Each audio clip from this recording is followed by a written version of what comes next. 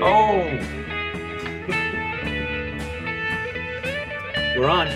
all right, we're on the air, and We're- hey, Zeus, you're the chef tonight. So what do you got on the stove tonight? like that. Um, Nice. well, I was thinking about it. It was either incels or this, and I think we've had a lot of Probably a lot of crossover. yeah, a lot of heavy thought kind of stuff recently. So I thought maybe we'd go with something a little more uh lighter fare, something that we can kind of dig into. So what we're gonna do is we're gonna talk about the '90s, which I Oh, guess I mean, for us, it's probably the last, decade of like relative peace and prosperity that we will have seen. I mean, for our parents, it was probably the '60s to a degree. A period where there was lots of change and like revolutionary change. Movies changed, music changed, all that stuff. right. Computers, cell phones. We'll Well, get into yeah. that. I did a little slideshow. The title of this episode, I think we're gonna call. Let's see if you can figure out what the title is. Do you get it? Come on, Jack. Because it was Yeah, a nice period and we were happy and What oh, is yeah, that? it's the happy '90s. Cloud? 90s. Cloud 9? You're crushing my spirit, Jack. The Cloud happy. 90s. Cloud 90s. Yes, come on, it's great. Cloud 90s. Mike okayed it earlier. It's supposed Yeah. to be good. Well, you're not supposed to reveal that, Zeus. Wait, Cloud '90s? Yeah, instead of Cloud 9, Sake. You're Okay. so Well, not the effect we were looking for, Jack. yeah, really. I was in a cloud. I was in a cloud during the '90s. I was very happy. You got to bring it. Wow. I don't know what cloudy '90s is. Not cloud. Oh my god. All right, let's go to the next one, Zeus. What's up? Such a codger.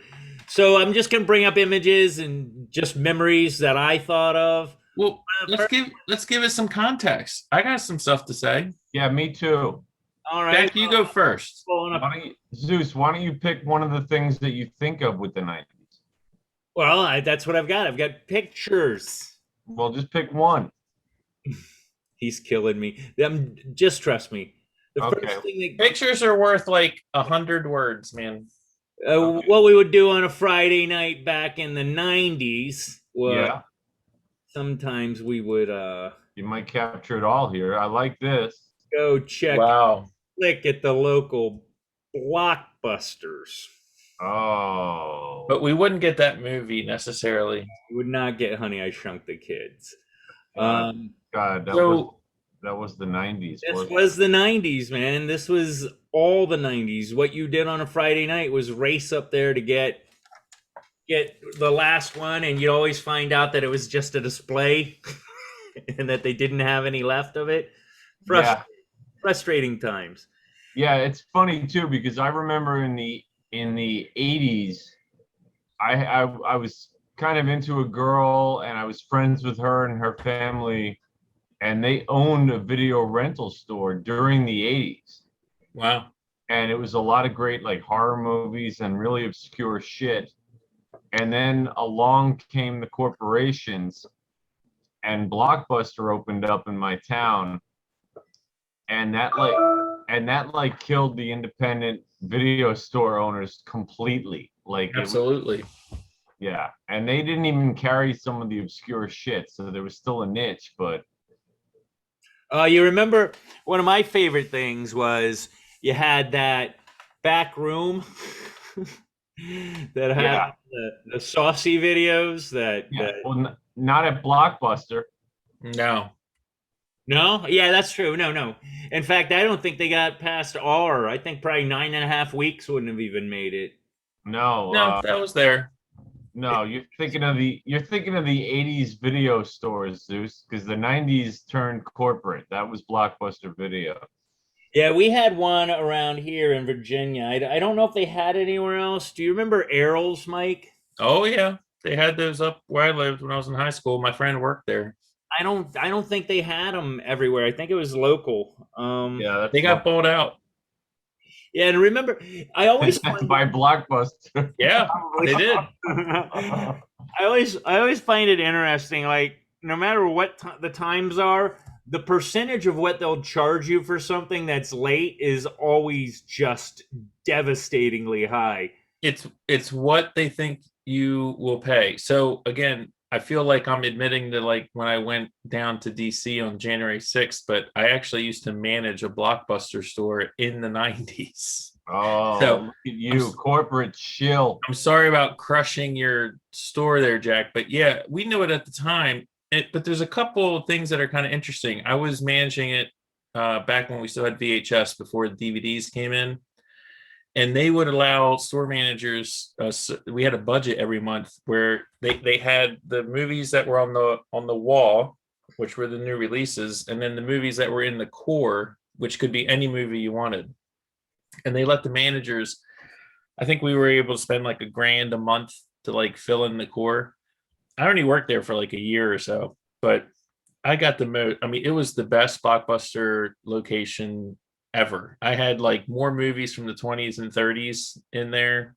I mean, people started to get to know the store to come to rent stuff. But Oh wow.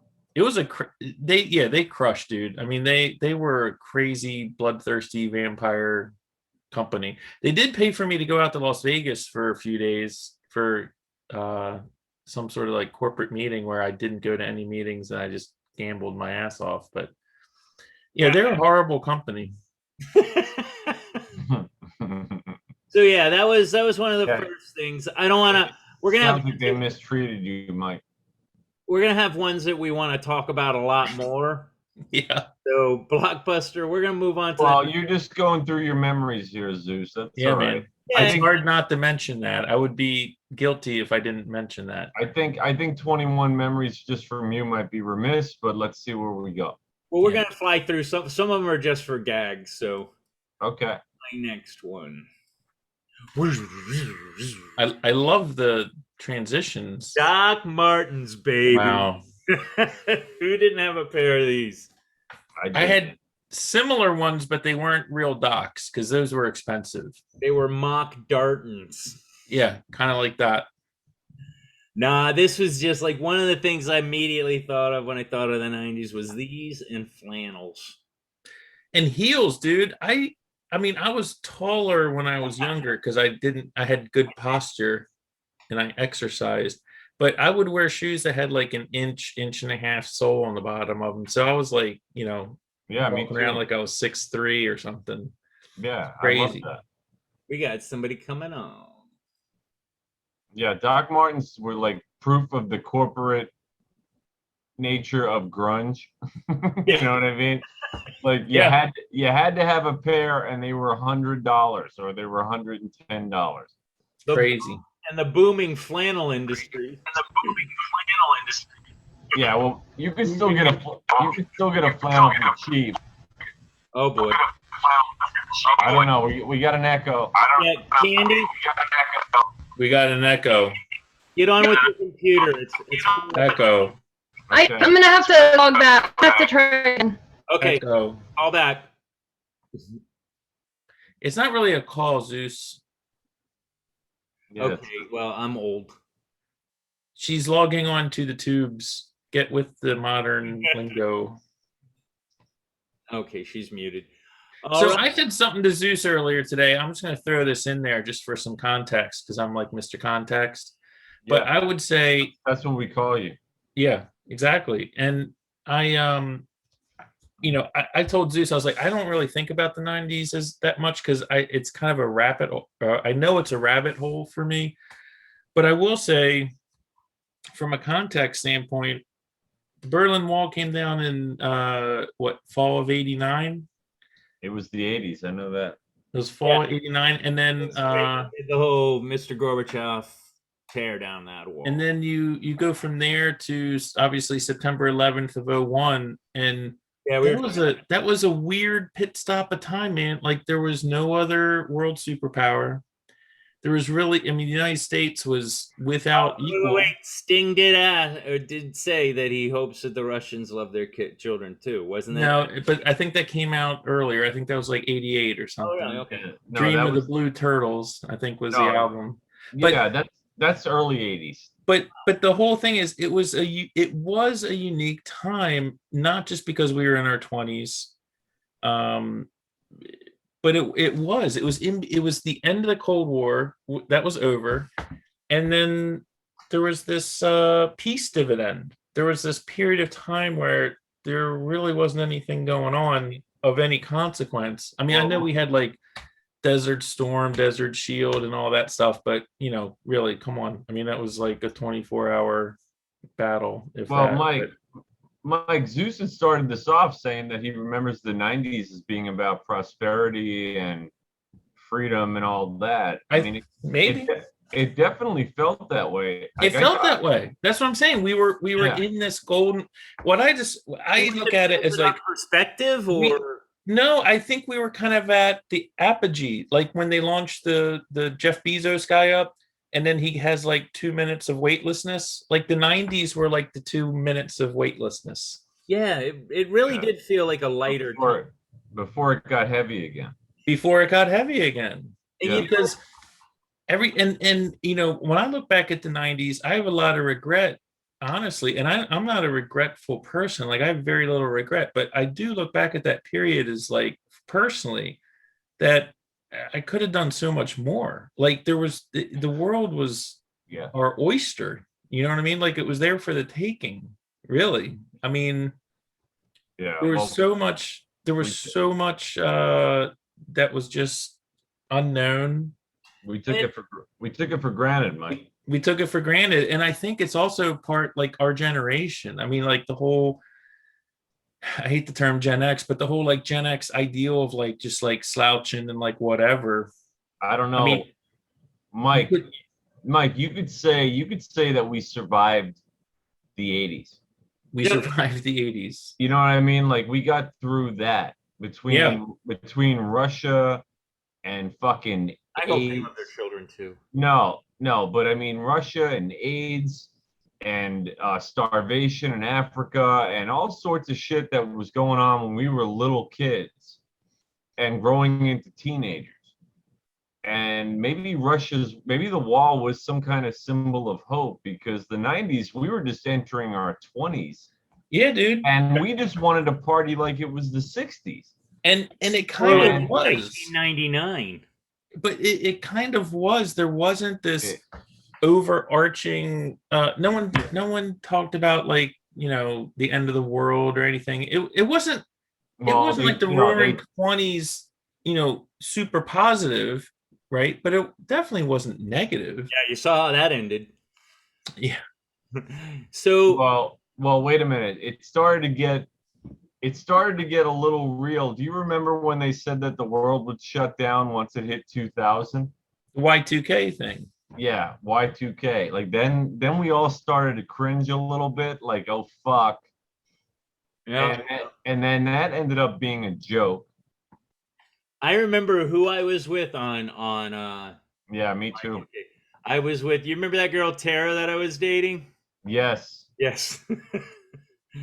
that was great.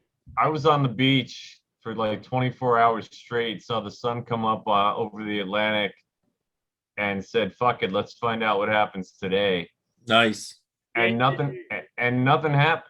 It was like fucking business as usual. But and then a year later we get 9/11. But to look, I mean, it's an era of, again, post Cold War, at least the first half of the decade, pre-internet. The other thing that I was observing, I was joking with Zeus and talking to my wife about this a while ago, but like in the 80s, everyone was wearing like neon and bright colors and all that stuff. And in the 90s, everything was like earth tones and baggy, and like girls were wearing their boyfriend's clothes. And I mean, it was like a whole, it It was like a whole different Yeah, it was thing. cool. I It was- say girls wearing their guys' clothes. That So doesn't happen now. That doesn't happen now. I don't think. I mean, maybe it does, but No, it doesn't. so I lost many good shirts. let's all say hi to Right. Candy. She's here. Hi, Candy. Hi. Hey, Candy. So It was minimalism. Was Yeah. thrift stores and minimalism was the style in the 90s. Yeah, I would say that. Yeah. Flannel shirts, baby. Yep, love the flannel. So we're moving on from Doc Martens. Let's see what I got next. I have no memory of what each next one is. So Joey Lawrence. It's coming up there. oh, that haircut. Who is that? 90s. It doesn't matter. It was that haircut. I never had that haircut. That's I a bull haircut. That was the biggest haircut back then. I can show you 50. No. Oh yeah. No, I think the biggest haircut in the 90s was that that starting to grow your hair out long look. All right, Yeah. next one. Well, well, wait a minute. What about the mullet?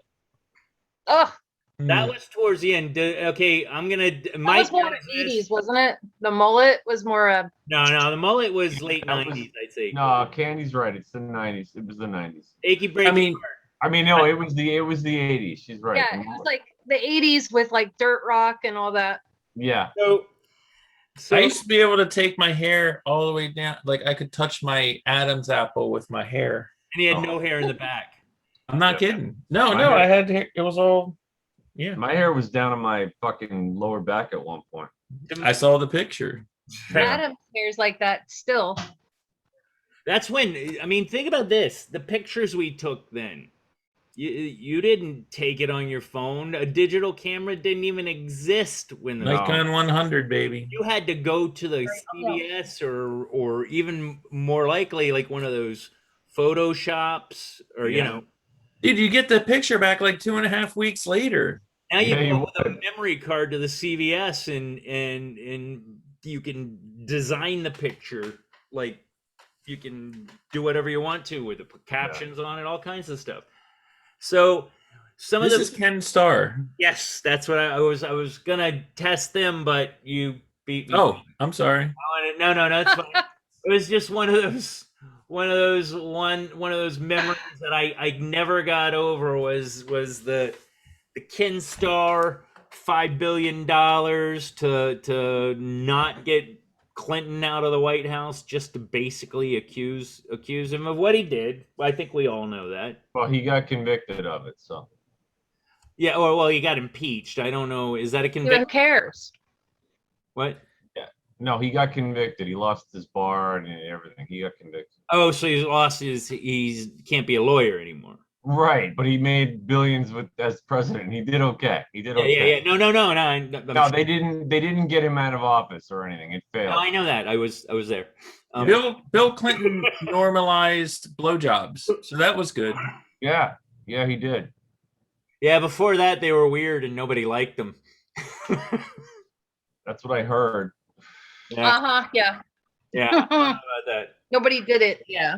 They're like pizza. Even a bad pizza is an okay pizza. But that whole thing was a charade. It was awful. It was just a discredit. Yeah, it was stupid. It's funny. It was stupid. The party back then, and you know that people were talking about the Democratic Party. Now you call it the party, and you're wondering what kind of party they're talking about. No, Well- it's the party. It's Well, Mike, you can attest to this too. Even the Republican Party, the majority at that point was like, I forget the guy's name, the young, sort of frightening looking young man, very intense. And he led the Christian coalition. Like, remember that was a thing? I do remember that was a thing. I don't remember the person. Yeah, I can't think of the guy's name. I want to say Reed, or I can't think of the guy's name, but that Sounds was, like a Chad. yeah, but that was still very like prevalent in the 90s. Like the parties were it was just socially conservative and socially liberal. And obviously things have gotten more to the middle, at least socially in a lot of ways. But it was very hard to be a young man and be a Republican who's fiscally conservative Mm-hmm. and thinks some social liberalism is a little extreme because everybody lumped you in with the fucking evangelicals and shit. You know what I mean? Like it was you get into I remember getting into so many arguments and debates and I'd be like, I'm not saying I'm with them. I'm just saying. Yeah, I don't know. I don't know if I agree though. I think that the lines are far more defined now. Do you know what Jello Biafra said about the Republican and Democrat Party? Said the only difference between a Republican and a Democrat is a Republican stands for greed, pollution, bigotry, and war. And the Democrats, they stand for pretending to feel guilty about standing for greed, pollution, bigotry, and war. He said that in the 90s. Yeah, I don't agree with either one. I think my girlfriend Dana, she says one thing. She said, Jack, it's all one party. It's one big party. It is. Yeah. That's what the gist is. Yeah, it's just they're all the same thing. It's a big club, and you ain't in it. Yeah, that's right. We're not in it. Carlin says. I keep, when I talk to people like at work or just in general, I'm always like, we're constantly pointing pointing to our left and our right. That's the problem, and we should be pointing up there where the real problem is. Where the unclean, what is it? Unwashed and I can't remember. Yeah, unwashed masses. You're talking about the Millionaires Club. They're supposed to represent the people, but most people aren't millionaires, and they all are. Yeah, they're all that's kind of. But I mean, just jumping back here to Ken Starr, and I'm no apologist. I don't really know Ken Starr, but I don't. I mean, he was a person in a role. Like it's not like he spearheaded. I mean, he was. Yeah, he was charged with doing something, and he did it. I agree with it overboard. I think though the amount of money that was spent on that was at the time. It was probably half of what they spent for the Mueller report. But I mean, whatever. Who? What's $100 million among friends, right? Also, any special counsel or prosecutor is supposed to, do his job to the full extent that he can. So I don't. Well, the funny thing was, we all know Ken Starr. That was like the joke, because this was the age of cable news networks and following every trial and every political hearing. You think 24 hours a day, 7 days a week? Like it was, you couldn't not see it. We were stuck with so many channels, and they were all showing this crap. And that started a little before that, but I'm sure that's going to get. There was, addressed. I remember this so clearly at the time. And again, I was kind of in the media, but not like I am now. But I was living with a guy, and we had actually bought a house together, like as an investment. But this was like another place that we had, another apartment. And it was like when the whole O.J. Simpson thing was going on, and literally the day when like the copters were following. That's what I was getting at. Him and all that stuff. And my friend's name was James, and he said this was like dinner time, and I can't remember if it had resolved itself at that point or what, but he was like, "This is bullshit, man." I'm like, "What do you mean?" He's like, "They're just showing the TV, like all these networks, all these like cable channel. They're just showing this Jeep driving. Like this isn't news. There's nothing going on. Like they're making it the show." And this is a guy. I mean. He saw it in the moment, and I never forgot that. I'm like, he saw it, how they were making this a spectacle. It wasn't news. They were making it entertainment. Right. Well, and that I don't think anything like that had ever really, to that degree. And now it's every day. Now you see that all the time. No, Mike, I remember being with Zeus at a bar. We were at Strangeways. I was just gonna say that was. You guys keep getting ahead of me. That was our favorite bar, man. Easily, wouldn't you say? Strangeways. Where was it? It was in Clarendon. Okay. Right. No, it wasn't. Clarendon. It wasn't Clarendon, Zeus. It was Alexandria. Whitlow's on Wilson or Galaxy Hut. You know Yeah, those places? It was across from It was right over the Key Bridge, Zeus. You got to get Ken Starr it off was- the it was- screen. it was an You online- got to get Ken Starr off the screen. We're like, there you go. If we're, speaking of the 90s, one thing that probably should have done OJ. is There he the Fanny is. Pack. Well, I'm sorry? I don't see OJ, but I do see Al Cowling. Candy, what did you say? I'm sorry. Look out. I said, when you're talking about the 90s, one thing that probably should have died is the Fanny Pack. Yes, Yeah, I would agree. Like every dipshit had a Fanny Pack. I never with, did, but yes, I saw them. Chapstick. I I love never this did. photo because there's like all these Chevy Caprices, and then behind them are Ford Crown Victorias. Like they're self-segregating. I don't know why, but those big Chevy Caprices, which they don't make anymore, those were huge automobiles. Those first four, Yeah. they were like land yachts, man. Those things were huge. Yeah. And there's that Ford Only Bronco. Only you would notice that, Mike. I know. Sorry. Do you remember what was going on? What else was going on the night that we were watching this? I want to say the NBA Finals. Nope. It was the Rangers going for the Stanley Cup. Oh, I don't remember I that. think it was a playoff game. I think it was the finals too. Yeah. Does hockey go on at the same time as basketball? The playoffs do. Okay. All right. So we talked about this, so I'll move on to the next one. What new tidbit do we have? Ah ha ha. This was the era where these were popular. Remember how much we spent on CDs? Portable CD player, man.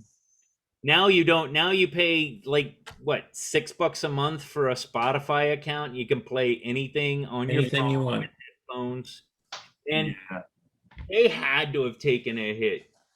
Just financially, I don't know how like some of these companies lasted, like your Sonys and well, I mean Sony was huge, but I remember, and these things, let's be honest, they were shit. Yeah, they never performed. Yeah. No, I skipped my ass. no. Well, Yeah. they had to evolve from the cassette Walkman. I mean, those were great. I like cassettes. What's I that? did too. I was gonna bring those up later. Yeah, by the way, those were the death of vinyl. What, CDs? Yeah, but vinyl's coming back I know. Vinyl's back, baby. big time. I know it is. I know it Good, is. because Had a like kids now, they do the MP3s or whatever, but you're missing something with an album, the art, like The listening warmth. to it, Wait a beginning minute. to end, and like immersing in it.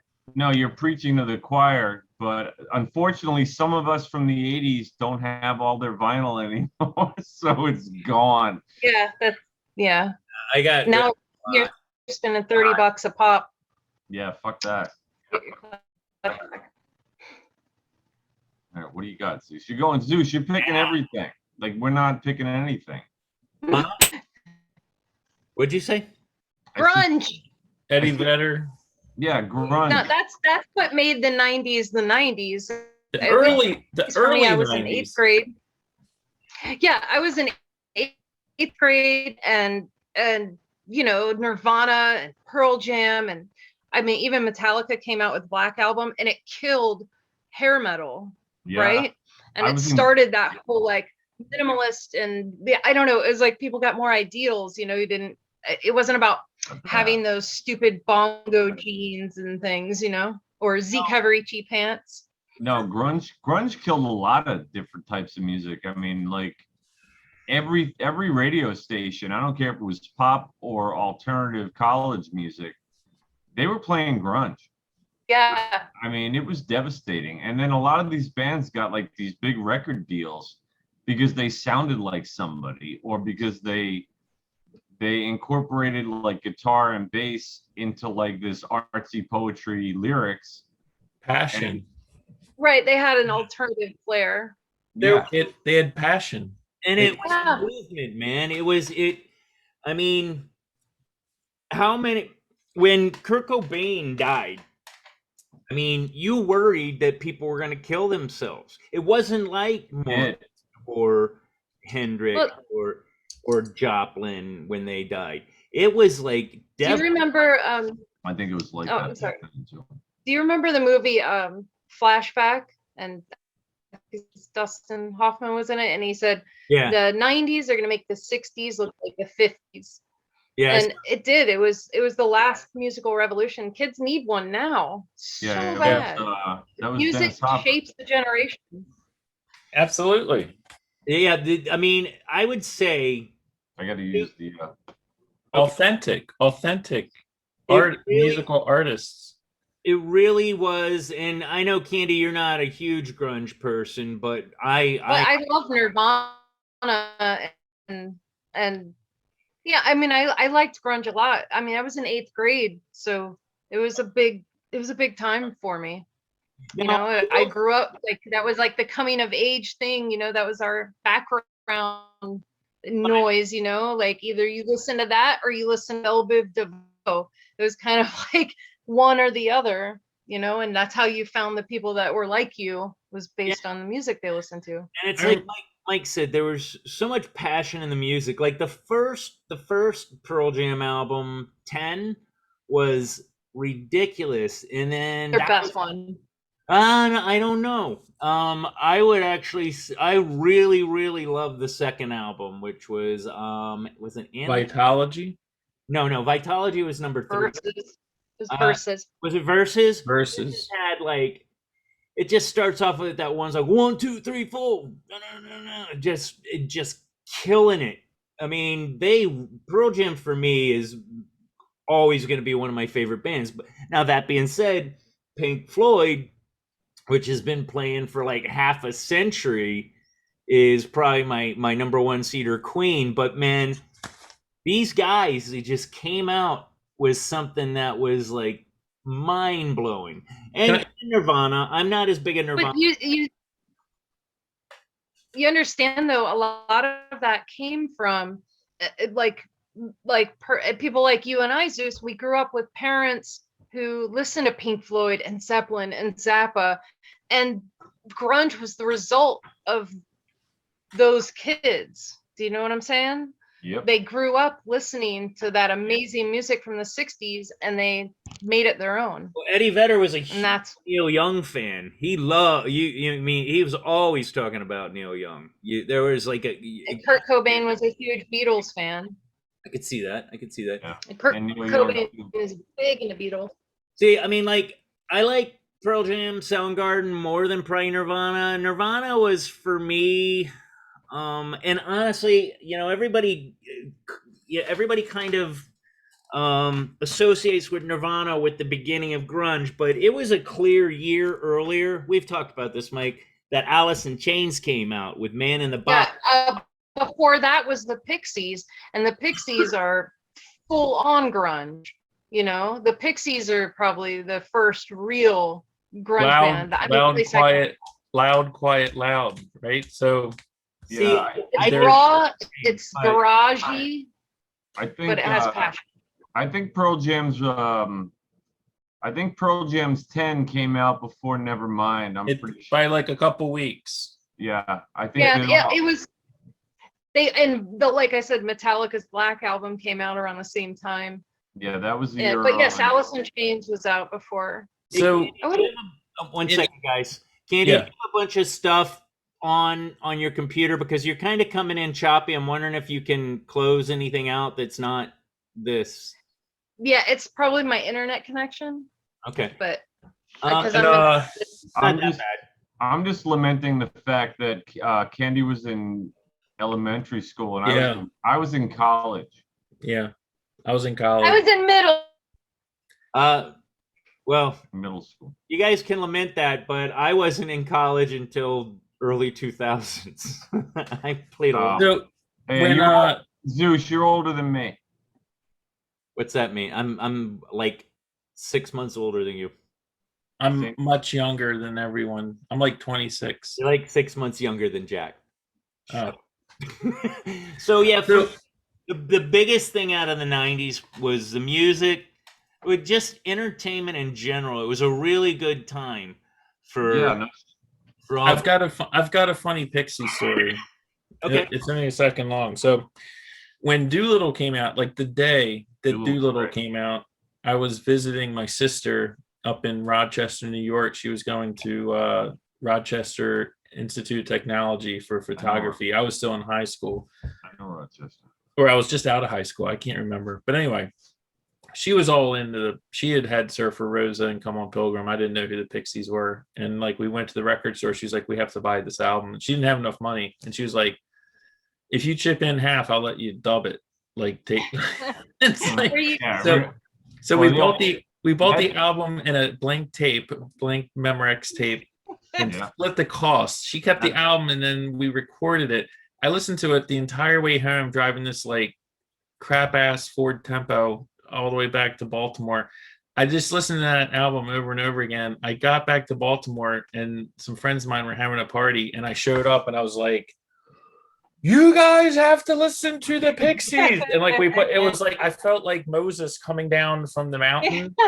And like to this day, like they're like, dude, you just like showed up with this tape and it like blew our mind. I'm like, my sister got it. You know, that was like such a ridiculous album. Yeah, but do you remember it? No, in the 80s, that was the thing, Mike, back in the 80s. And I guess in the 90s too, like the way that you shared files or the way that you shared music was that your buddy had an album and you bought a blank cassette tape and your buddy's parents had the stereo with the turntable attached to the tape deck. Yep.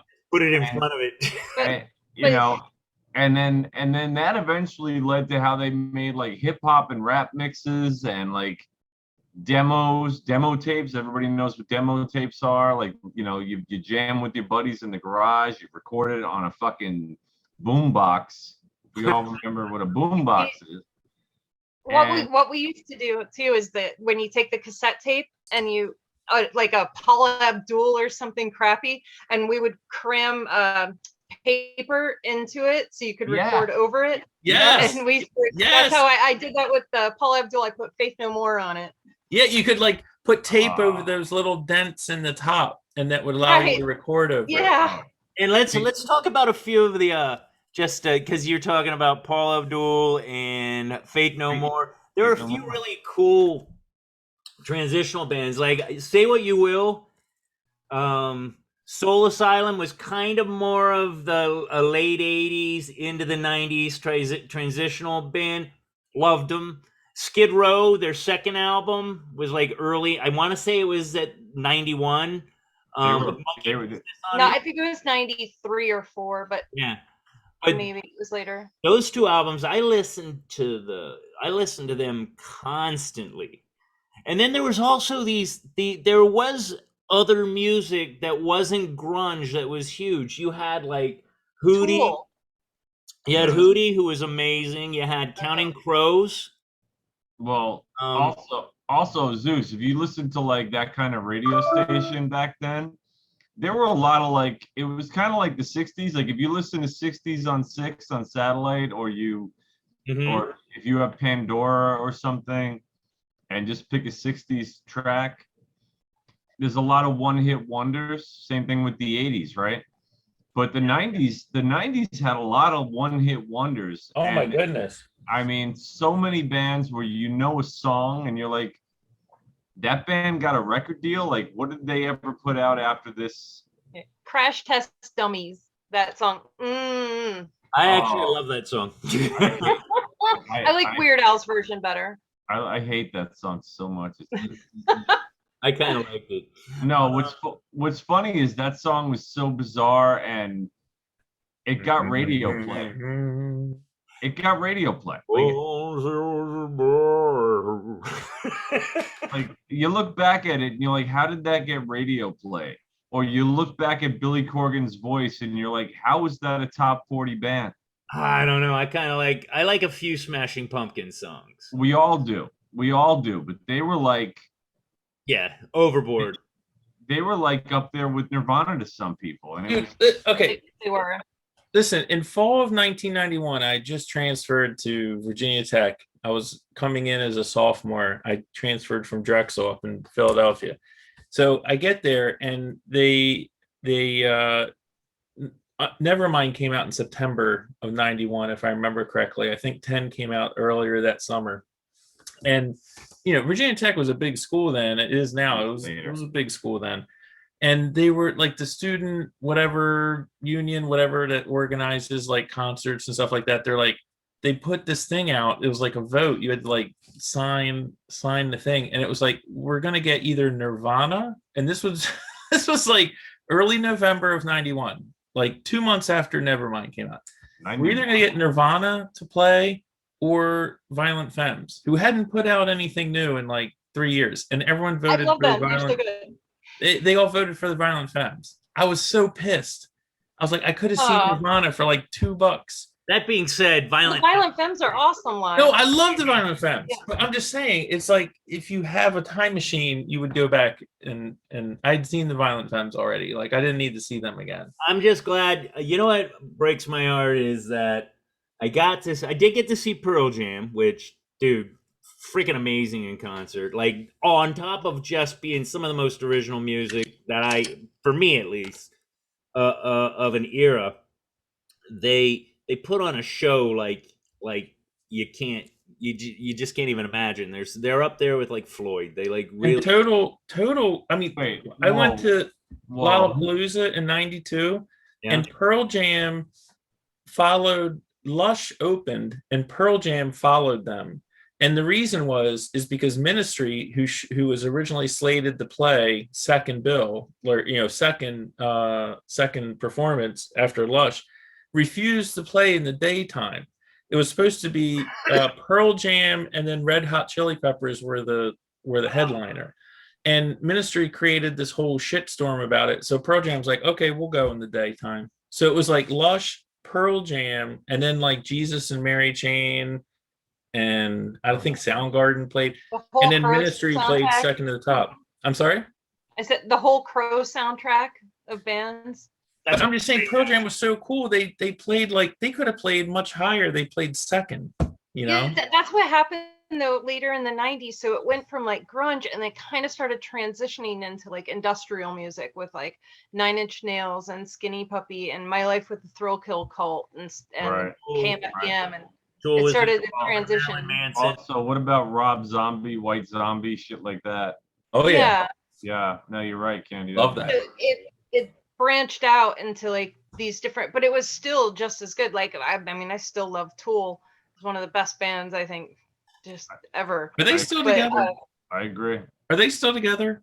Yep. And Maynard James Keenan, he has a project called A Perfect Circle with one of the members. It's a super group. I think it's like a member from Smashing Pumpkins and some other bands. Yeah. Oh, like Damn Yankees. Fantastic. No, A Perfect Circle came out a long time ago, Candy. I gotta check that out. Yeah, in '99, I think was their first tour because I saw them with 9 Inch Nails. Yeah. You guys just missed that. She said supergroup, and I said like Damn Yankees. No, I know, but I'm interested in Tool. Like I've never like Tool's like one of those bands I've always brushed up against, but I never really got into, and I'm amazed they're still around because I'll send you some Perfect Circle links. Okay. Because their music is just, I mean, it's heart-wrenching. The way they say it is Tool is the mind, and it's all Maynard from Tool.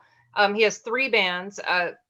So Tool is the mind, A Perfect Circle is the heart, and Pussifer, his other band, is the genitalia. Yeah, oh yeah. So one's like, I've heard of them. I'll send you a link of each one. Anybody got any one album wonders out of that era that they can think of? I got one that I pulled up a whole Spotify list of like what somebody put out there as like a 24-hour 90s grunge alternative list, just to rattle off some of the artists. And you have my computer in lockdown because you're showing a full screen here, so I can't. Yeah, let's get off Eddie. What about Live? Yeah, Live was big. Oh yeah, I forgot about them. Mine was Seven Mary 3. Yeah. 7 Mary 3 was an amazing band, but they only came out with one album. But like the whole album was just amazing. What do you got here? Cassettes? Yeah, it was just, remember when you had the lyrics? You had to see the lyrics to the song, you had to pull this out. I just thought that was funny. Not if you were an REM fan. They never did that. I did that with Faith No More. Angel Dust came out in the 90s, and Yeah. I read every single lyric over and over until I memorized every word of every song on that album. Wait a minute. I did that with every album. I don't care who it was. Iron Maiden, fucking Slayer, Of course. Oh, Faith No I More. love Slayer. Here's the thing, though. Do you guys remember the big controversy? This is like back when Tower Records and all these record stores were still there. Do you remember there was this big controversy where they got rid of the CDs came in these huge boxes that were like 3 times the size of it, Display boxes. Yeah. and it was So you like couldn't steal it. it was just we were wasteful. No, they did it because they were 12 inches tall. They would fit in the slots where the LPs used to go. They could put 2 of them next to each other. Look at That's you why they with did it. logic. No, that's why they did it. That's why. No, I like them. It looked Now I like get it. it looked like a carton of cigarettes. That's why I liked it. It's like, wow, look at this. It's like cool. But then it was like a big controversy because it was a waste of paper, and Yeah, it was. it was kind of like the music at the time. They were like, "We got to change this, man." You know, Yeah. very 70s vibe to some of the 90s stuff. I bet you some people saved those like album covers too. Oh, they were cool. All right, Yeah. so that was just a little throwaway right there. What do we have next? Welcome to the Nokia. I had that phone, dude. The one on the right. I did had that. too. Jesus Christ. Jeez, they're huge. Look how big they are. No, those were tiny. Yeah, if you turn it to the side though, it's like 3 times as thick as ours were. Oh no. Yeah, I I had But the they no- didn't come out. Look, cell phones, even the clamshell one, didn't really come out to like 95, 96. Yeah, I mean, that a friend of mine, she had one, and it was like the first one I knew. That was the and- shift. That was probably like 96. That was well before this. This was like late 90s, early 2000s, probably. The good thing about it though is, I don't know, not everybody had a cell phone, and you're more inclined to look people in the eye. Now everybody's got a black Yeah. mirror in their face. Yep. So Black Mirror. I think that's why a lot of the young people now are trying to head back towards like vinyl, or like, I don't know, maybe they're like that, like Back to Perfect Circle. There's a song called Disillusion, where now people are so disillusioned, where then people are more active and interactive with each other. Yeah, That's they're not- reassuring. I'm glad to hear that. No, nobody's like that now, because now you got earbuds in, you're looking at your phone, and you're wearing a mask. You're wearing a mask. You're just walking It's around. isolated. Right. It's funny. You're just isolated in your own thing. I gotta jump back because this is one of my earliest. When I think of the '90s, and it That's has like to do with this, Cartman. this Yeah. ticket, this ticket behind me, this Lollapalooza, the first Lollapalooza. I So- went to that. I'm sorry. I went to that. Yeah, this is a ticket, Lake Fairfax, Virginia. It was like Yeah. halfway through the tour. James So Addiction. Rollins Band opened up. I love Black Flag. I Liar. love Rollins. Butthole Surfers. Yeah. After Yay, I that- love them. I love them so much. And then Ice-T came out and did his thing. And I wasn't like Oh, super was into that when he Ice-T. was with what was the name of the band? Body Body Count. count. But what he did, that's exactly what I'm getting at. So Ice-T comes out, he does like half a set of Ice-T hits. Right. Body Count had that album, like Cop Killer and There Goes the Neighborhood, which is like a freaking fantastic song. Yeah. He comes out, he does like half a set as Ice-T, and then That's he right. goes back and the curtain comes down, and then he comes out and it's Body Count, and they open with There Goes the Neighborhood.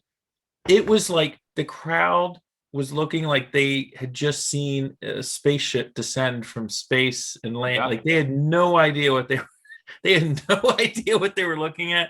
And it was like so intense and so awesome. And I still think back to that. I'm like, I loved you don't get surprised like that at a show very often. I like that you brought up Ice-T because he really was kind of a renaissance man. I mean, He was awesome, man. Oh. It was let's not intense. forget, He like won kicked Law and ass. Order, and people liked him. Wait a minute.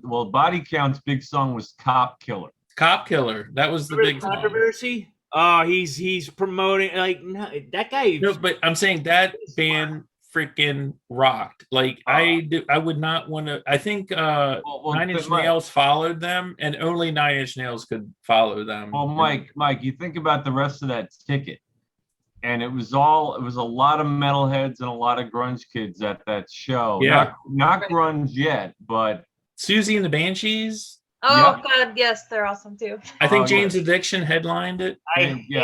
What about Living Color? Living Color. Living Color. Yeah, Living They Color, were really good. Yeah. The Cult of Personality. Fucking amazing No, song. that guy, I think his last name is Calhoun, the drummer. That was like the biggest. It was like a gold drum set, and it was like the biggest drum set I'd ever seen live. Like, and then what's his name? Glover, the lead singer, was climbing up. Glover. He was climbing up on the lighting structures. Where did you see him perform, Jack? It was the Lollapalooza show. I saw them in Stanhope, New Jersey.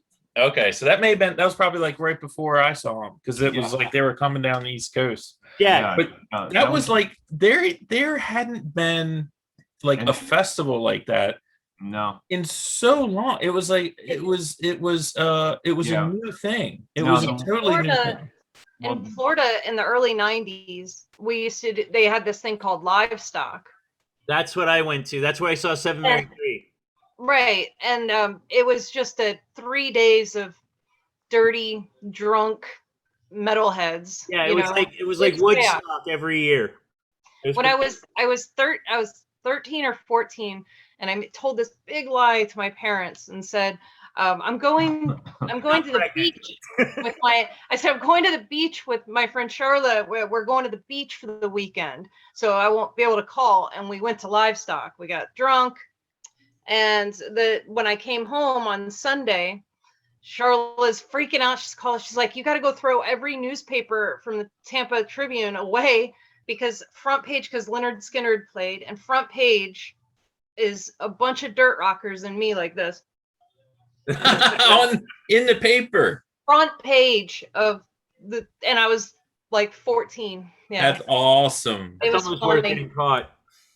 Dude, that's like Hitchcockian, I didn't get caught. Dude. That's like from like what movie was that? I can't remember. Where Uncle Charlie, he's in the paper, and that's My Three Sons. No. Great movie, Shadow of a Doubt. Shadow of a Doubt. And like he's in the paper, and like he rips the article out of the paper of him murdering this lady, this widow or whatever. Like he rips it out of the newspaper so they don't see it. Great movie. Oh, that's one of the best. I'm gonna move the picture. Okay. I just can't look at these anymore. No. We have next Zima. This is a throwaway if you haven't. Okay, let's just move on. I like Zima. Oh my God, the worst. I'm a girl, so. The worst drunk I ever got was on Zima. I can barely look at it right now without getting a little nausea. 5%. Oh my God. Worst for me was SoCo and Mountain Dew. Oh.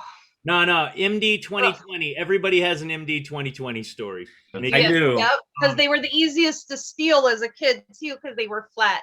But they were like 19 inches tall.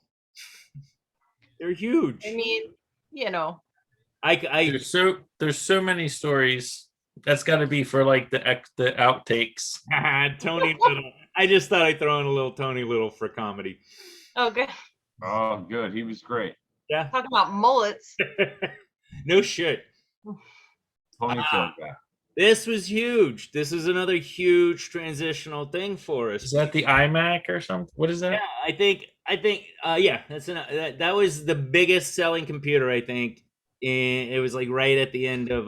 Can I tell you a quick story? Okay, when I was at Drexel, I'm so glad you said I could tell you a story. In 1990, I was at Drexel University in Philadelphia. We had computers in our dorm rooms, which was like revolutionary. Like you had to have one. We had. Yeah. I think there was the Apple SE80 is what we had in our dorm room.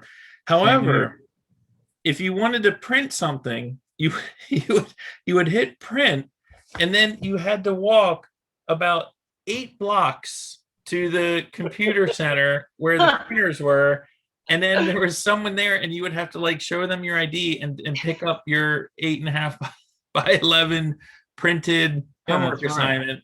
And that was considered like high tech. Like you'd have to, I remember walking there in my pajamas in the dead of winter to pick up a homework assignment from the print center. Man, Jack, do you remember when we worked at crazy?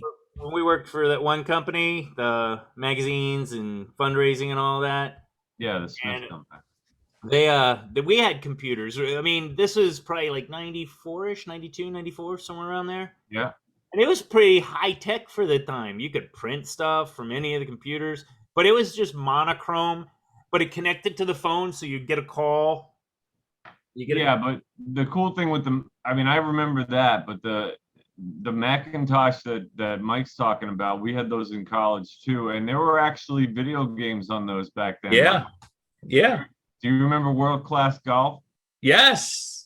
Absolutely. Of course. I go back to, like, if we're talking, was this a monochrome? Because I didn't have one of these. Was it a monochrome or was it a? It was not. I think it was monochrome, but it was black and white. It wasn't green. How about Zork? Does anybody remember one called Zork? It was like, I remember the game, but not on that system. No, it was just, that's like the one of the ones, because monochrome really, you can't do a lot with it. No, I had World Class Golf, and I had a game called Dark Castle or something. Yes. And it probably cost like $45. No, everybody had it. It was bootlegs. It was all bootlegs. That's funny. Yeah. Yeah, but I mean, this was the era. This is the era that took us into, well. Yeah, video games got considerably better in the 90s. Yes, they did. It definitely did. But there were more than just monochrome. But the home computer was really huge in the 90s. It's when we started getting those big, huge LCD monitors, and you could play like Tetris. Tetris was huge in the 90s. Yeah, but Candy brought up video games. Zeus, you and I personally together went from Sony. We went from Sega Genesis to Sony PlayStation, man. Oh, I went from I think I had every console. I know you did. Short of one or two. We used to play Super Nintendo a lot, Clay Fighters and Mortal Kombat. Boris. GoldenEye. Oh, that's a good one. Yeah, Earthworm Jim. I don't know if you know that one. Yeah. Odd World. Yep. All right. So what do we got here? You don't know who that is? Boris Yeltsin. Oh, Jesus Christ. No, it's Boris Yeltsin. Dude, I know every Russian leader. Yes, that's Boris. And he had a little bit of a drinking problem. Oh, he's Russian, so that kind of don't say. Yeah, what else you gonna do, dude? It's Russia. It's Russia. If I'm not mistaken, wasn't like Gorbachev, who weren't like several of the leaders at the same time, like on the same cabinets? Like, weren't Yeltsin and Gorbachev kind of? No, Yeltsin was shoved in by people who were like anti-Gorbachev. Okay, he came after him, but wasn't he like Gorbachev's like vice chair? He was put in Viceroy by people that wanted to get Gorbachev out. Yes. Okay. Yeah. I mean, as far as they go, I didn't hate either of them compared to what we got now. Putin's a frightening guy. But I just put him up because it was kind of, you brought it up when we were talking about it earlier, and there really was like, I mean, he literally ran from 91 to 99, I believe, Yeltsin. So he was the face of Russia during that period. And I don't remember a lot of bad things involved. Here's my view of the 90s, man. Like, it's going through it. It pisses me off because I feel like we had this great opportunity where the Cold War was over. There was no one that could touch us. And I felt like we, as a country, we could like make a lot of progress or like make a big leap forward or whatever you want to call it. And we just squandered it. We really did. And I think we got complacent. I think 2001, I'm not saying we deserved it by any stretch of the imagination, but I think that we were resting on our laurels a bit.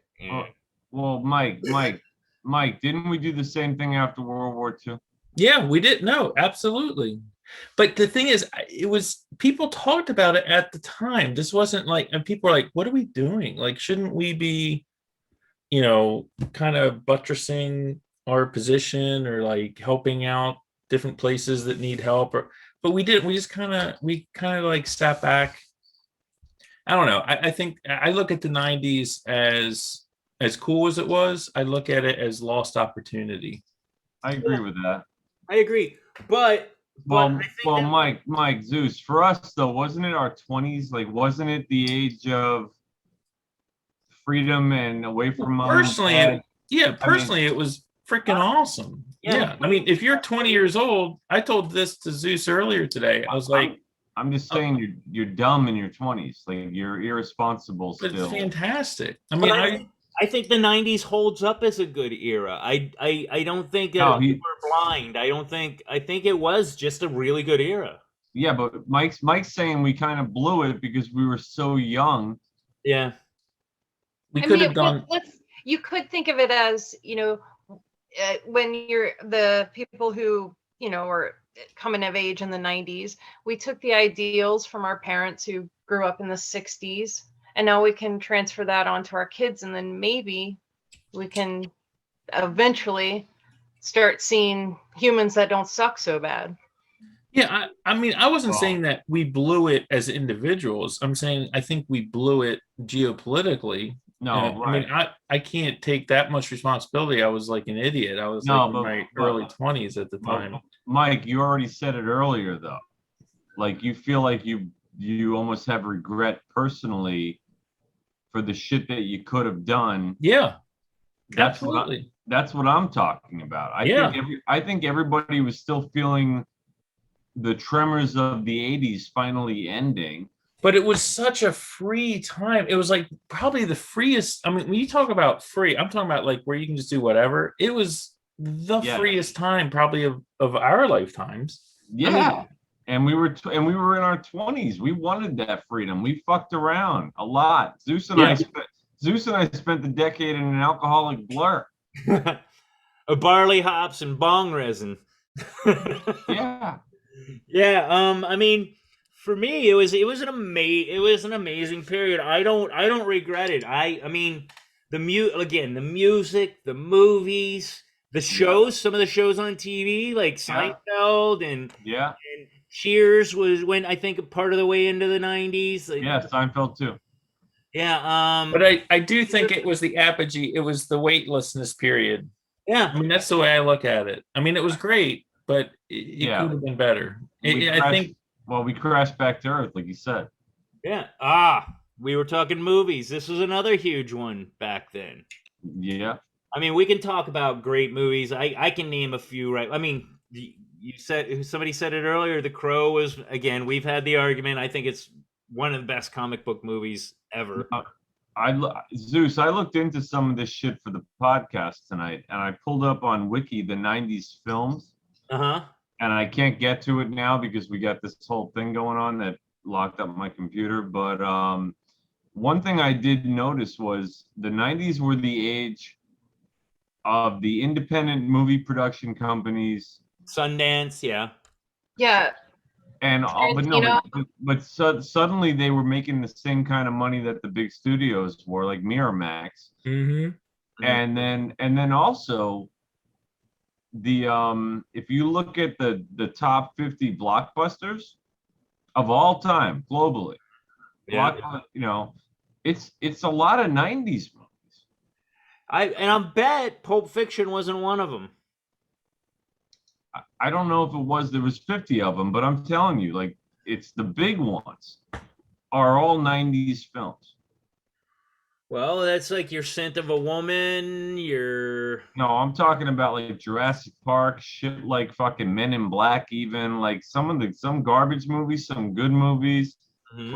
Like all of a sudden these movies went global, and they were like Hollywood just exploded.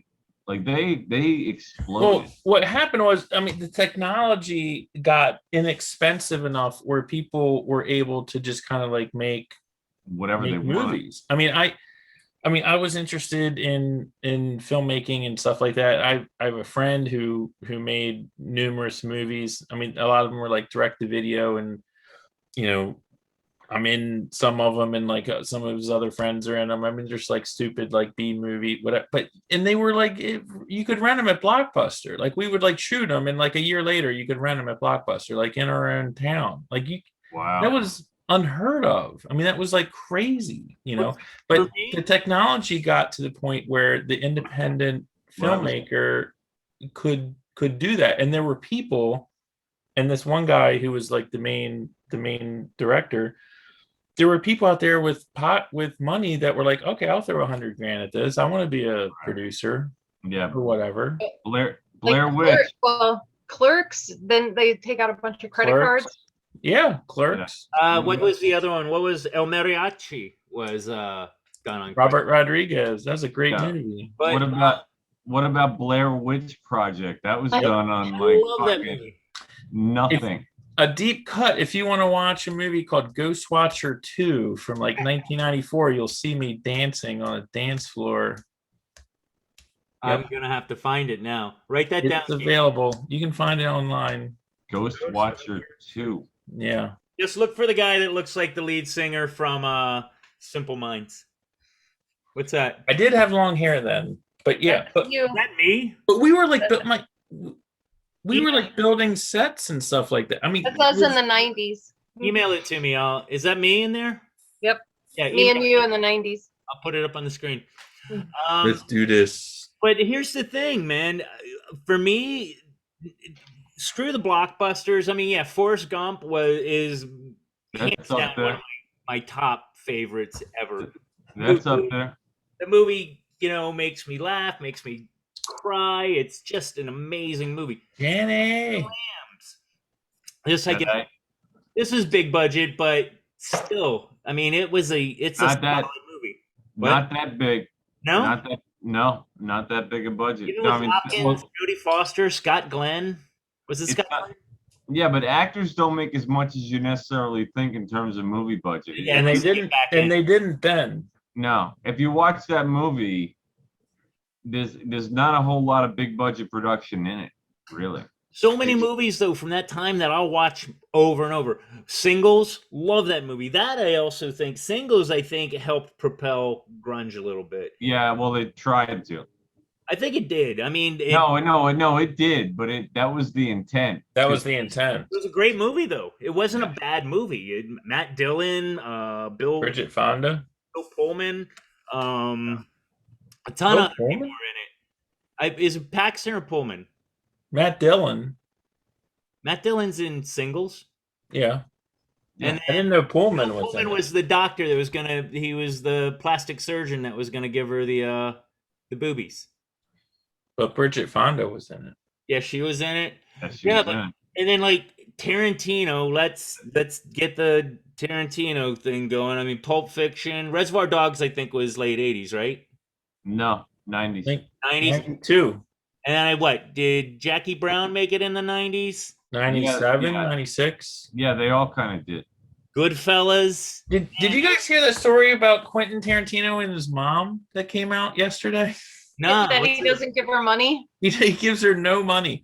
So he has given her no money at all. And the reason is when he holds this grudge because when he was 12 years old and he was writing screenplays in elementary school, he got in trouble in school for handing in like a screenplay for like some other writing project. I wonder how much that's worth now. And so his Right. mom was like, enough with this wasting your time writing movies. You need to like focus on your schoolwork. And he said at the time he was like, if I'm gonna do this and I'm never giving you any money. And to this day, he's estranged from his mom. He doesn't give her any money. That's I'm so just petty. telling you there might be more to this story than Well, he said that people wasn't need to know supportive. that you need to talk to your children properly and not like say stuff like that. I'm just saying maybe there was That was just yesterday. That just came out. maybe That's a total dick move. It is kind of a dick move, man. I mean, it's your mom, for crying out loud. Yeah, that's a dick move. Yeah, it's petty. It is petty.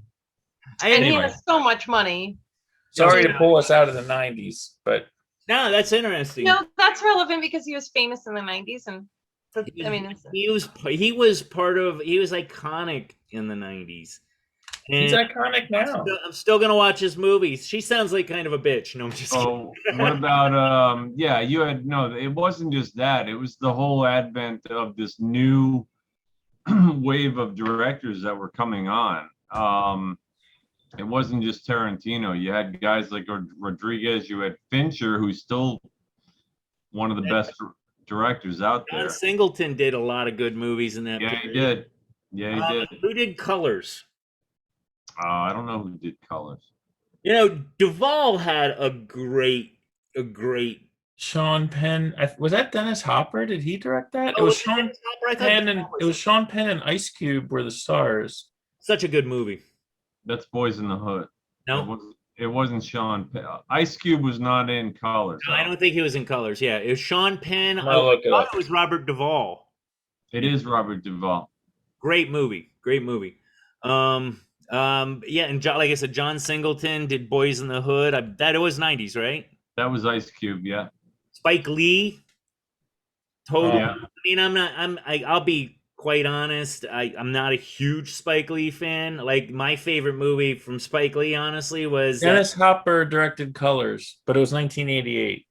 Oh, really? Okay. And it was Ice-T and Sean I don't know Penn, who else. Robert Duvall. When was The Great Santini? Was that 90s? I don't think so. That was probably 80s. Don Cheadle. Yeah, You know, get there's off a big Robert thing. Duvall. Okay, so Pokemon came out in the 90s. remember Tamagotchis? Those little The Tamagotchi life. yeah. Yep. There's a lot of weird stuff in the 90s.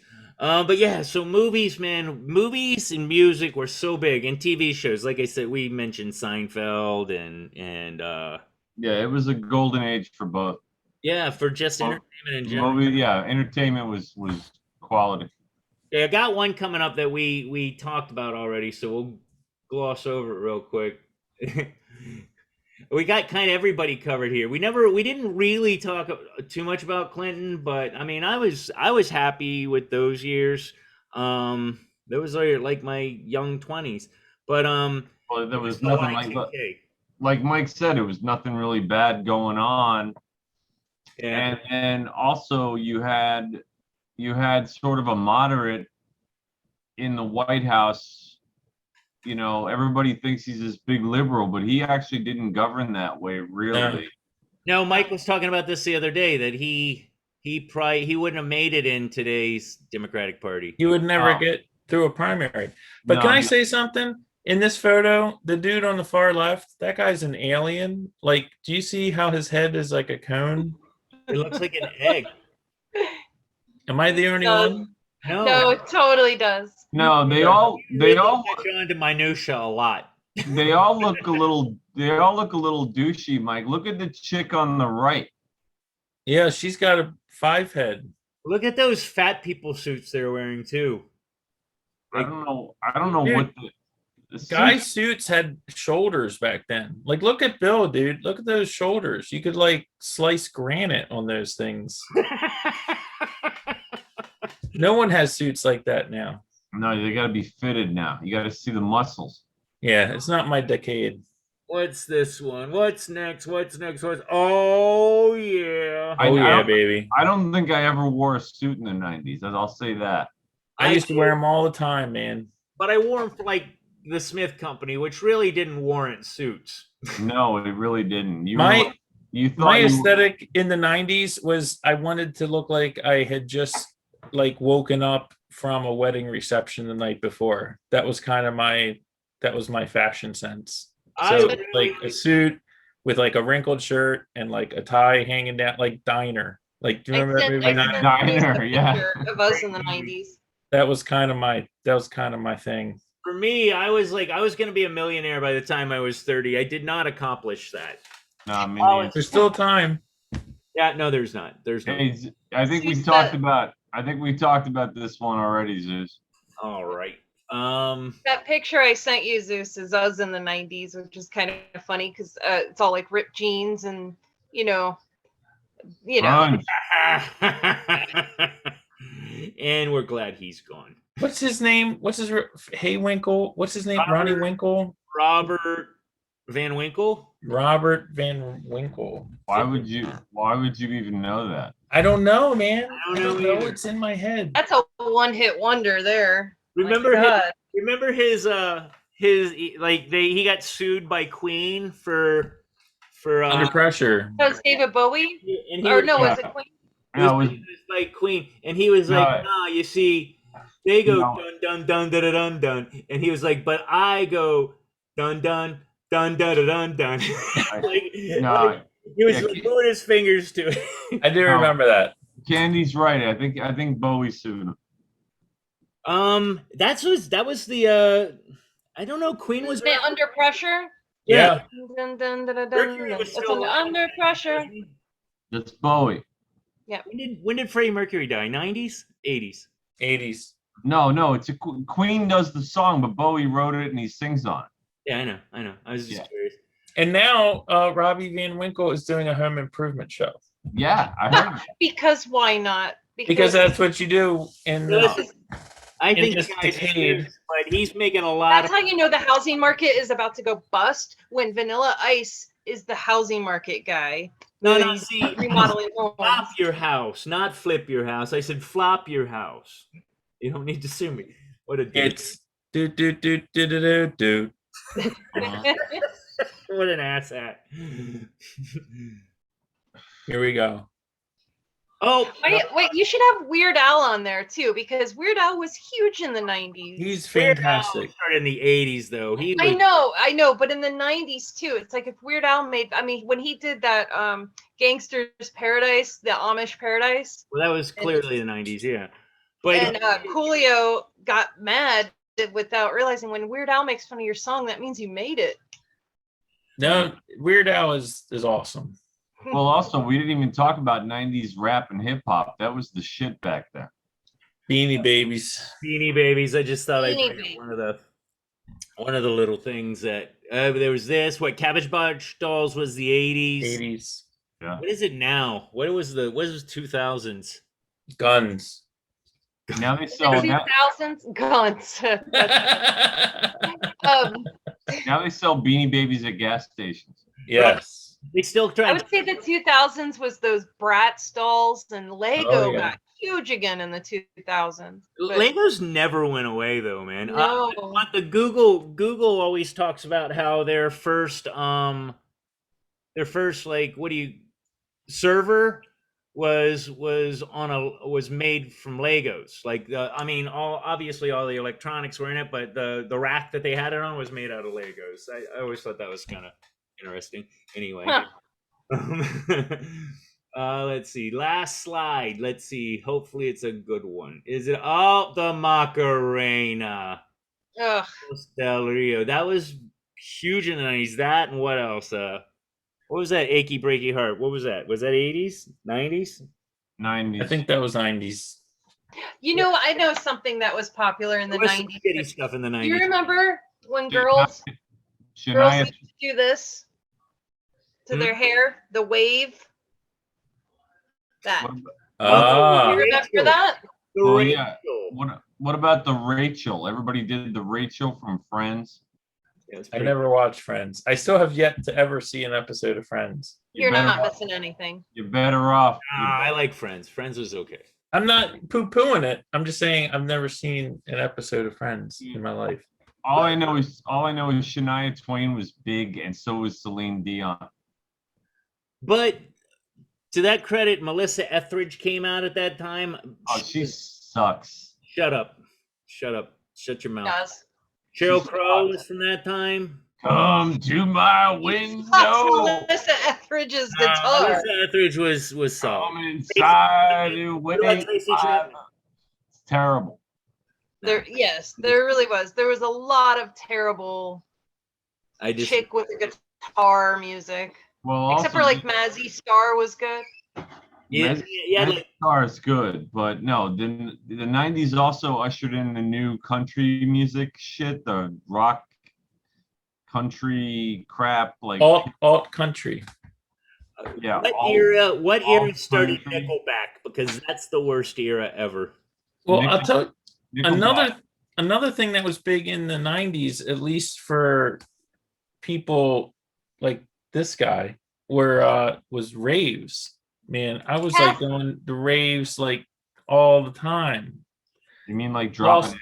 You mean like dropping ecstasy? and stuff? Yeah, absolutely. Now let me ask you, Another one I've never done. Were you the glow stick and No, he had a Vicks passive Vapor Rub thing. guy? no, I was the dude that looked like he was from the 90s wearing like black and like long hair and like dosing and going to like where you would listen, you would hear about the show coming up and they wouldn't tell you where it was, and you'd have to go to like Atomic Books in Baltimore or somewhere else, and then you'd buy the ticket and they'd tell you where to go.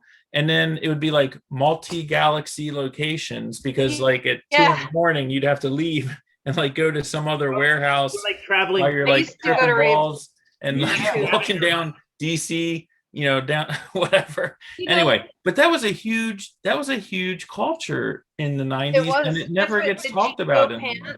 What's that Macaulay Culkin movie about the rich kid that Party Monster? Wasn't that kind of that era? I'm just saying no one ever talks about it, and it was like right.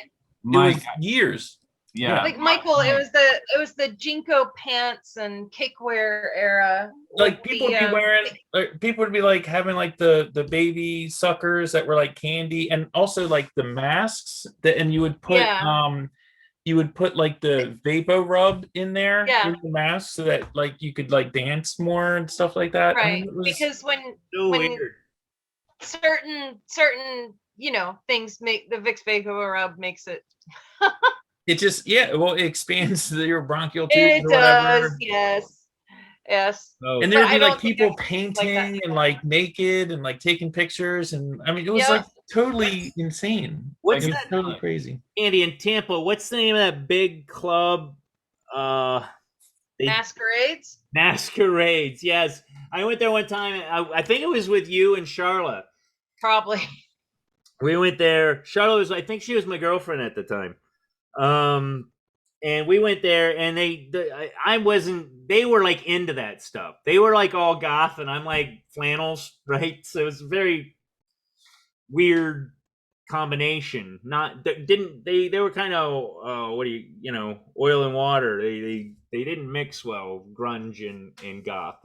Goth. A lot of grunge went into goth too. But I'm saying the personalities of the fans, I don't think it didn't mesh well, because I didn't really like any of that stuff. And Raves was far more of a goth thing than it was a.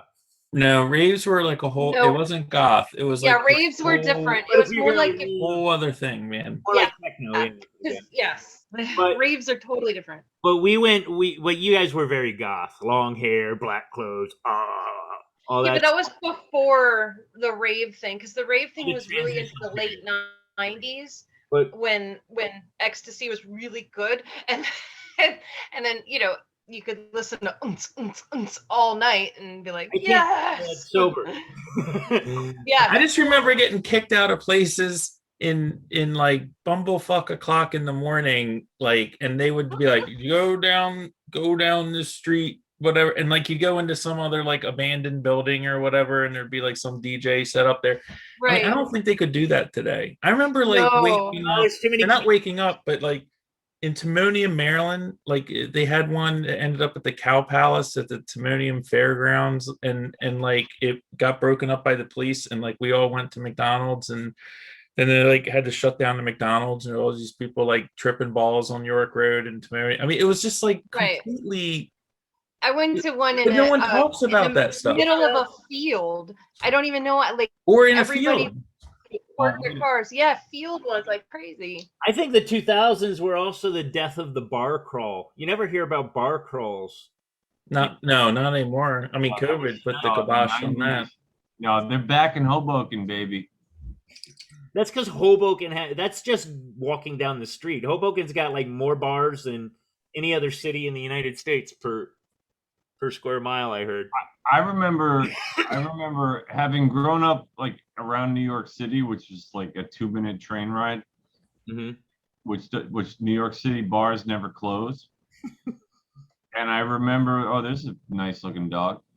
I remember on the show. No, when I lived in DC with like Zeus and like that whole part of my life, all the bars and shit in DC closed down. Like everything like stops. Yeah. And I remember a couple of nights with Luann going to like trying to find after hours places. And they all sucked. No, but we would always end up in like the back of some shady place in like whatever the black district was, like the Southwest or the Southeast district. Didn't we go to one over by Adams Morgan one time and it got... I remember. All I know is there was one we walked in, the guys were playing cards in the front, there were guns out, and they said go in the back and go upstairs.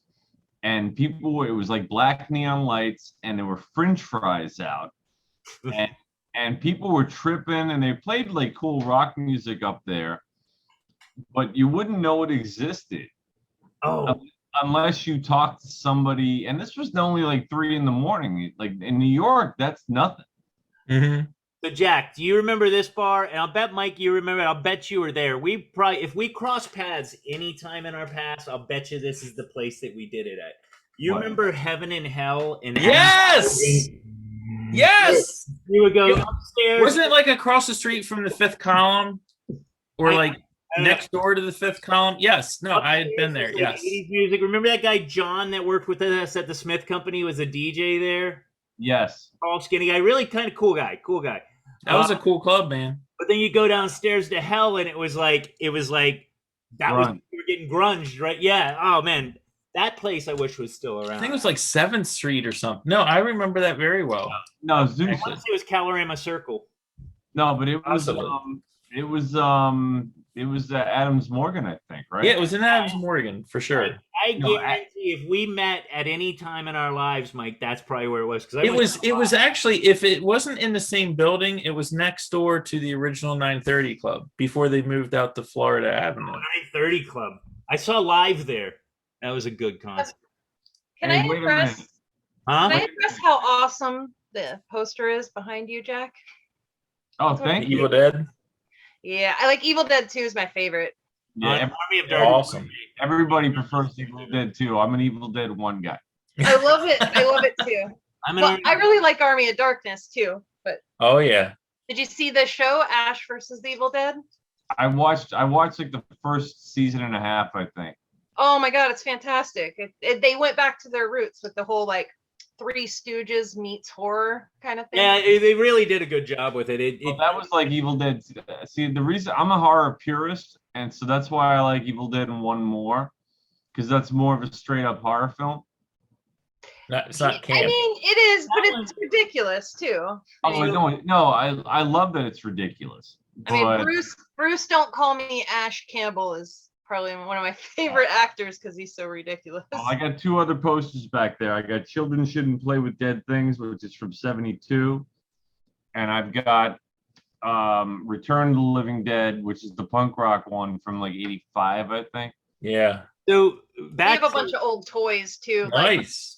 Yeah, not those kind of. But we have Ash, I got like a 24-inch Ash who says groovy when you walk by it. Oh, that's fantastic. Yeah, we got a lot of horror. Bruce toys. Campbell is one of those guys. He's just lived a charmed life because he totally appreciates like how awesome he has it. you know? Right. Well, he loves the fans too. He loves the fans. Well, same with the Raimi brothers too. Yeah. Well, Raimi's doing the new Doctor Strange movie. Right. That's Oh. awesome. Yeah. So that should be good. my thing that I liked about Bruce Campbell is he goes, I can't remember where I heard the interview, but he talks about Evil Dead 1 and how like it was like torture. It was like hell on earth. It was like freezing. And they had all that. What's that?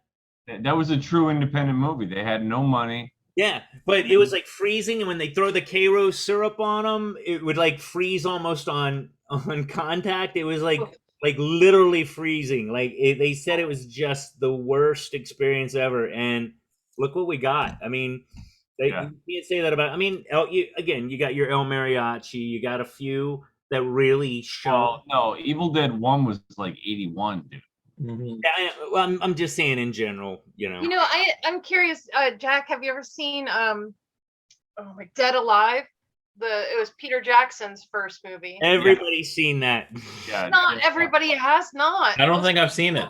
No, You Dead Alive has another name, and it's not his first movie. It's I think it's his second The first movie. one was Meet the Feebles or something. Yeah, I think it's his second movie, Candy, but I saw Dead Alive. It was on Cinemax late one night because it was one of those movies, maybe because it was imported. I actually went out and saw it from New Zealand. found it. Yeah. Yeah, right, but it didn't really get a major release in theaters here, like kind of like the semi one that Evil Dead got. Well, it was a piece of garbage. I mean, it's if we're honest, we liked it after we heard about it, not before. You know, it gained most of its popularity after he got popular. No, I saw it on Cinemax the year it came out, and I watched it with my dad because we didn't know what it was. We saw the little like the fucking claymation monkey. The rat monkey. It was a rat monkey. Right. We called it. So it bites the guy in the beginning or in the cage. Oh, squishy. And my dad and I used to watch like trippy horror movies all the time. So my dad was like, "What the fuck is this?" And then the zombies have sex with each other too. Yeah, no. And the best line, wasn't one of I kick ass for the Lord. No, it's a great movie. And I remember seeing it when it came out, and I could not believe how far he took what Evil Dead had done. You know who reminds me of that movie, like director now? And I think you'll agree. I get a real Simon Pegg vibe. I feel like Simon Pegg got a lot of his inspiration from that style of just. You mean Edgar Wright? What? You mean Edgar Wright? No, I mean. Who directed? Edgar Wright's the guy behind all the Simon Pegg shit. Who directs it? Yeah. Whoever. I thought Simon Pegg. Oh, did he write them or? He and Edgar Wright did the shit together, but Edgar Wright is the filmmaker. I know. Well, yeah, then him, whoever it was, because I get Edgar Wright was supposed to direct Ant-Man, but Marvel had too many fucking constraints on him, and he said, you know what? But he wrote the screenplay for Ant-Man, the Marvel movie. It was a damn good movie, actually. Yeah, but he couldn't direct it because they wouldn't let him do some of the shit he wanted to do, and so he yelled. So you know what, guys? I know you don't really do this, but we're totally not talking about the 90s. Well, also we've been on for like almost 2 hours, so we probably want to. Maybe we can do it. Wrap it up. No, wait, wasn't Dead Alive was in the 90s, wasn't it? No. Yeah. Was it? Yeah, Dead Alive was like way after Evil Dead. Okay. No, I had a lot of fun with this one. Wait, I gotta show you something. If Mike's got the Lollapalooza, and he's not wearing pants, I'm fucking done. No, the only old T-shirt I have left. Zeus, you remember the HF Festival? Oh, Yeah, Jesus! That's the one that we went to. Nice. Who was playing? Because there's a couple. There's a few of them. No, look at the date. RFK 94. Jeez, Yes. man. Is that the one we went to? With Violent Femmes was there, and who else was there? No, that was it. It's not the Femmes. It was Counting. I'm reading the back of the shirt. Okay. Counting Crows, man. This would be good. It was May 14th, 94. And it was Counting Crows, Cracker, I think headline. Cracker I liked at the time. Cracker headlined. The Meat Puppets, Toad the Wet Sprocket, Jesus. James, Henry Rollins Band, Yes. Afghan Wigs, Violent Femmes, and Pavement. Dude, I've got the Wigs as the best album of the 90s, which no one will agree with me, but Black Love. Gentlemen? Black Love. Oh, I know Gentlemen. I have that. Gentleman's great, but Black Love. I was thinking about it. Did we go to a Lollapalooza? And then you brought that up, and I was like, that's the one. But here's the sad thing. I remember like 3 things from that because I was fucking trashed at that. You know what I remember? I remember Funnel Cake. Random. I remember waking up drunk, and it was Violent Femmes doing Let Me Go On. What's the name of Remember, 94, Nirvana was supposed to headline, and Kurt offed himself in April, and Corrigan and the Pumpkins headlined in 94 on Lollapalooza. Oh, That's 94. sad. In his place. Yeah. Yeah, that was I do just all I remember is Violent Femmes. Everything else is a blur.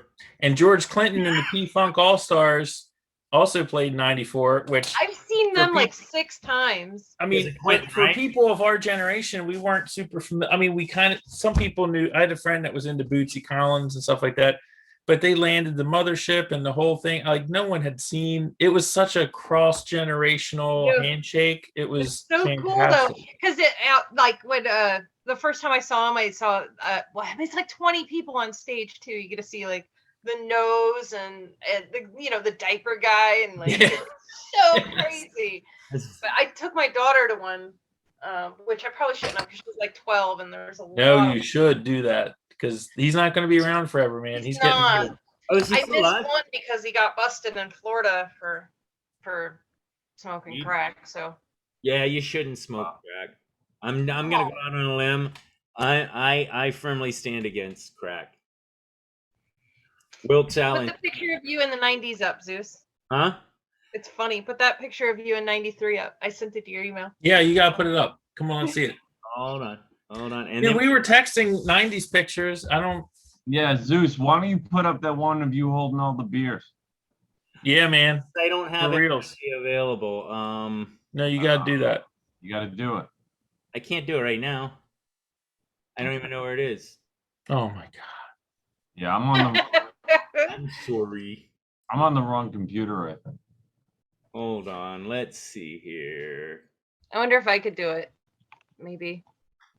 Let's see. Actually, you could. I could allow you to share, but it's probably easier if I just pull it up. I just got to find the email. So neither of you guys saved the pictures I sent out? What do you mean? The ones I sent of me and you.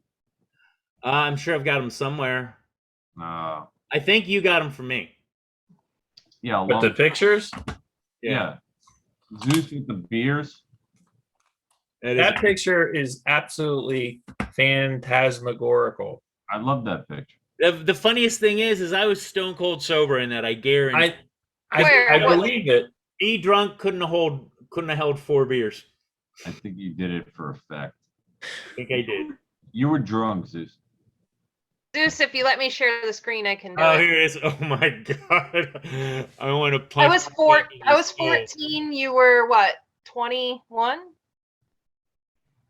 22? Something like that. All right. I'm wearing a bandana on my. Oh my god. Wow. This, I believe, was the time that Chrissy saw my penis while Yeah. What?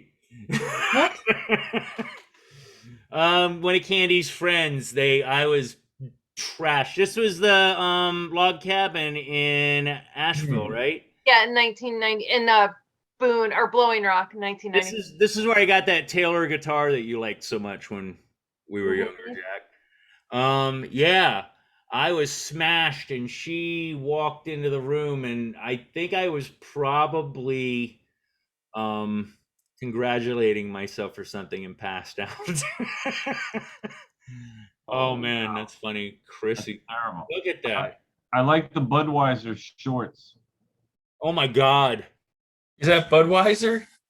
Holy, this is like 92.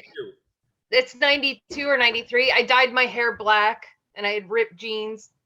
And those are all my cousins. Holy cow. What year was this? 92. 92 or 93? I think I was working at the Smith Company when this came out. Or when this picture was taken. Yeah.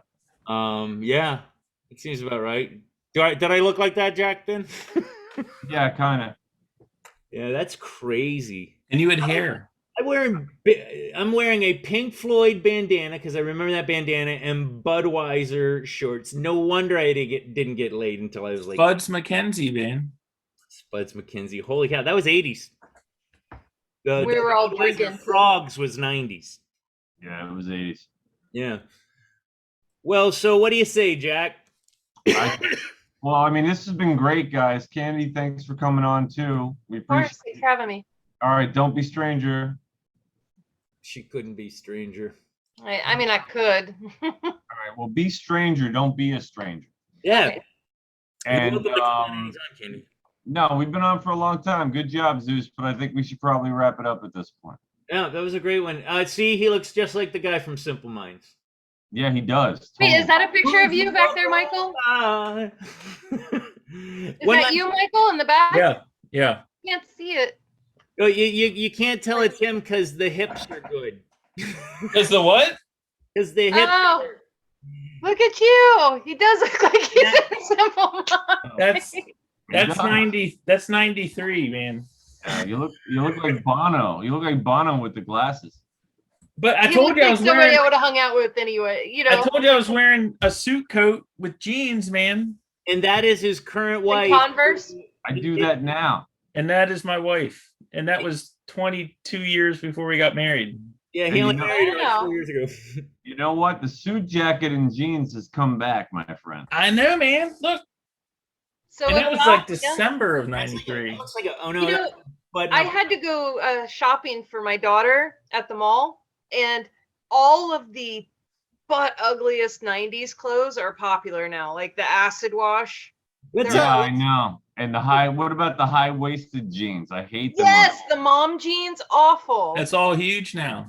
I know. I hate it. gross. It looks like the Wonder Woman leotards. Yeah. Ugh. Yeah. It's like what 60s chic. Anyway, Okay. call it a wrap, and then we can stay on and talk for a second. All right, let's call it a wrap. Alrighty.